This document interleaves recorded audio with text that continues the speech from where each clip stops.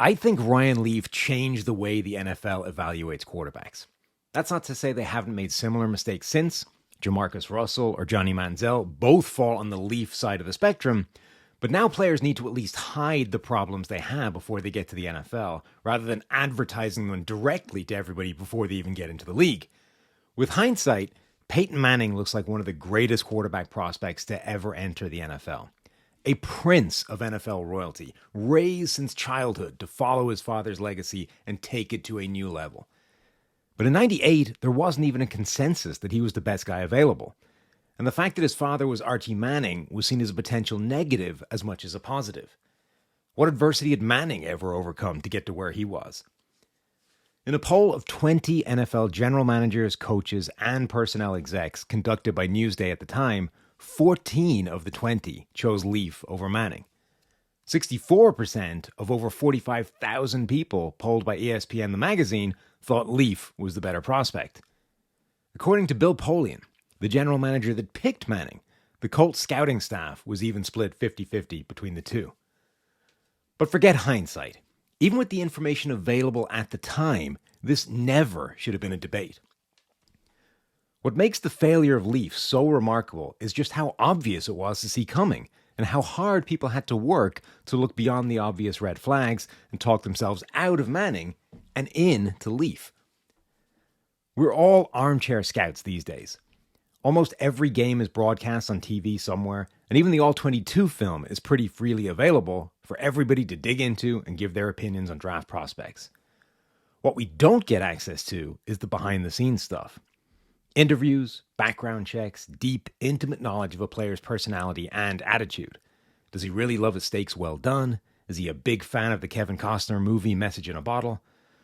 126 fucking minutes of my life I should be able to invoice somebody for. Anyway, that can hide a multitude of red flags. Again, see Manziel. But the risks with Leaf were being broadcast to everybody at the time. That same ESPN magazine ran a feature in which Leaf asked to do the interview from a jacuzzi, and it described his visible gut easing its way into the water as he admitted he didn't work out during January and February as he was on the banquet circuit ballooning up to 260 pounds. He showed up to the combine overweight and out of shape, which did seem to put off some talent evaluators. In an almost cartoon-like contrast, Manning was locked away in the Tennessee film room, grinding NFL tape, getting a head start on his Hall of Fame career, only leaving to play the occasional round of golf. Manning was in a stall at the combine restrooms doing push-ups, tricep dips, and chugging water to try and look yoked and hit an arbitrary 230-pound target that he'd set for himself. Anyone that actually nailed their interpretation of Leaf at the time was dismissed as a curmudgeon.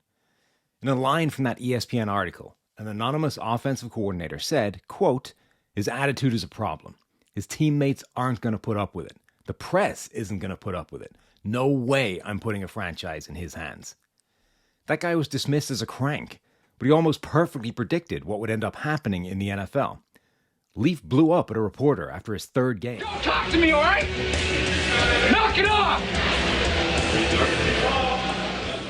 When he'd gone 1 for 15 passing, and his career was basically toast from that point on. And this isn't as simple as being a good or a bad person. I've met Ryan Leaf several times. He seems like a perfectly nice guy, but he'd tell you himself he just wasn't ready for the task put in front of him. We hand these prospects the keys to NFL franchises and millions of dollars when they're 21 or 22 years old. I don't know about you, but I was an idiot at 21. Former exec Jerry Angelo said a quarterback needs to be the CEO of your team. You don't get too many 21-year-old CEOs, and the ones you do find are tech geniuses that invented some way of cutting out 8 middlemen and have all the social skills of a turnip, but more money than God. There's an old adage that youth is wasted on the young, and I think Leaf's downward spiral is a good example of that. A 47-year-old Leaf probably deals with the whole situation far better than 22-year-old Leaf did, but that's not the way life works. Some people have been prepared for the task from an early age, like Manning. Others have to get ready for it in a few short months once their college career takes off. In the end, the NFL is still chasing the same things it was in the late 90s. Big, strong-armed, prolific college passers remain the first port of call when you need a quarterback. But teams are much more attuned now to the potential attitude and character red flags that will supersede those physical talents. That's not to say they still won't roll a dice and take a risk on a talented player and a flawed character, but they've been far more reticent to do it at quarterback since Ryan Leaf. It may not be the NFL legacy Leaf dreamed of leaving when he was entering the league, but it's a powerful legacy to leave all the same.